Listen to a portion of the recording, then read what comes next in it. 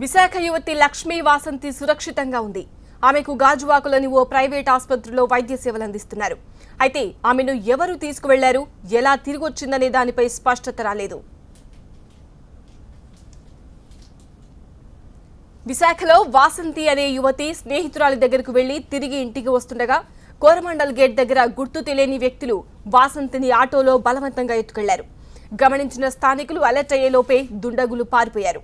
స్థానికులు ఇచ్చిన సమాచారంతో స్పాట్ కు చేరుకున్న పోలీసులు వివరాలు అడిగి తెలుసు మొబైల్ నంబర్ సిగ్నల్స్ ఆధారంగా దర్యాప్తు మొదలుపెట్టారు. ఓవైపు పోలీసుల దర్యాప్తు కొనసాగుతుండగానే మరోవైపు బంధువులకు వాసంతి నుంచి మెసేజ్ వచ్చింది.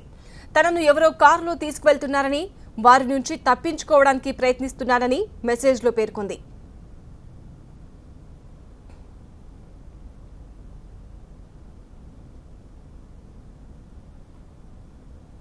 చివరకు వాసంతి కథ సుఖాంతమైంది. ఆమె ఆసుపత్రిలో చికిత్స పొందుతోంది. ప్రస్తుతం వాసంతి ఏమీ చెప్పలేని స్థితిలో ఉందని పోలీసులు అంటున్నారు. కోలుకున్న తర్వాత విచారిస్తామన్నారు పోలీసులు.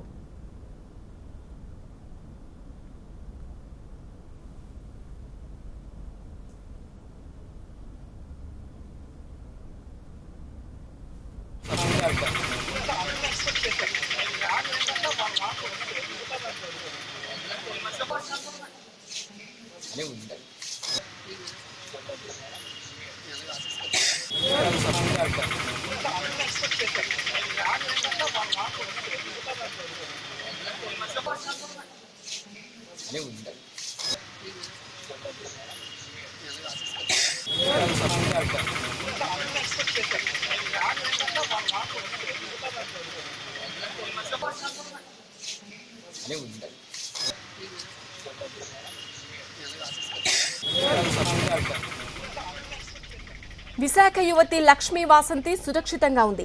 ఆమెకు గాజువాకలోని ఓ ప్రైవేట్ ఆసుపత్రిలో వైద్య సేవలు అందిస్తున్నారు. అయితే ఆమెను ఎవరు తీసుకువెళ్లారు, ఎలా తిరిగి వచ్చిందనే దానిపై స్పష్టత రాలేదు.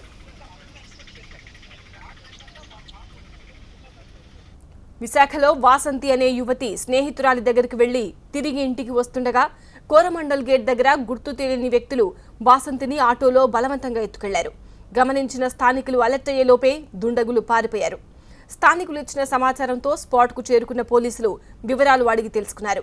అనంతరం ఆమె మొబైల్ నంబర్ సిగ్నల్స్ ఆధారంగా దర్యాప్తు మొదలుపెట్టారు.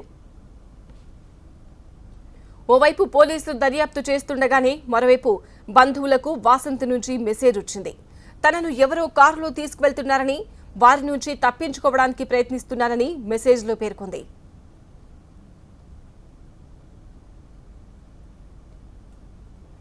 చివరికి వాసంతి కథ సుఖాంతమైంది. ఆమె ఆసుపత్రిలో చికిత్స పొందుతోంది. ప్రస్తుతం వాసంతి ఏమీ చెప్పలేని స్థితిలో ఉందని పోలీసులు అంటున్నారు. కోలుకున్న తర్వాత విచారిస్తామన్నారు పోలీసులు.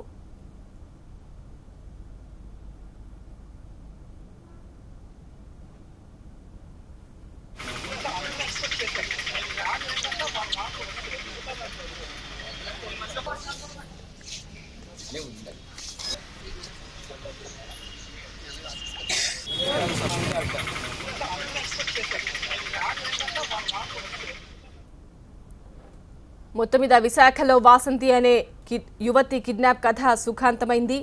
వాసంతి తన స్నేహితురాలి దగ్గరికి వెళ్లి తిరిగి వస్తుండగా కోరమండల్ గేట్ దగ్గర గుర్తు తెలియని వ్యక్తులు వాసంతిని ఆటోలో బలవంతంగా ఎత్తుకెళ్లారు. గమనించిన స్థానికులు అలర్ట్ అయ్యేలోపే దుండగులు పారిపోయారు.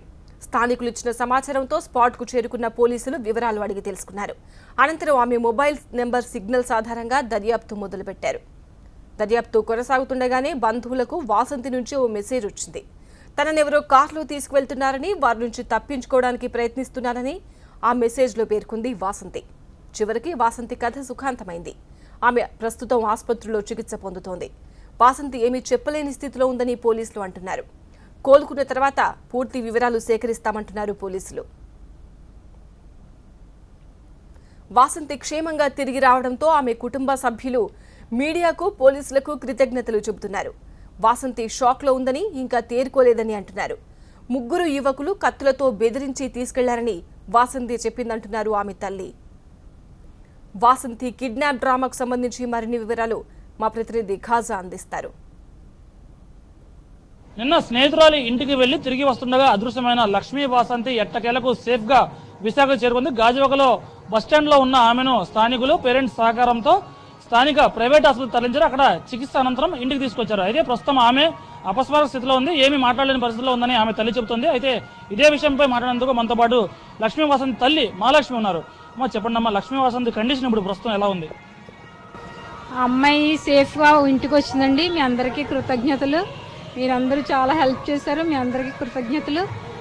అమ్మాయి తీసుకెళ్ళడం ముందు ఆటోలో తీసుకెళ్లారు, తర్వాత కార్లో షిఫ్ట్ చేశారు అంటుంది.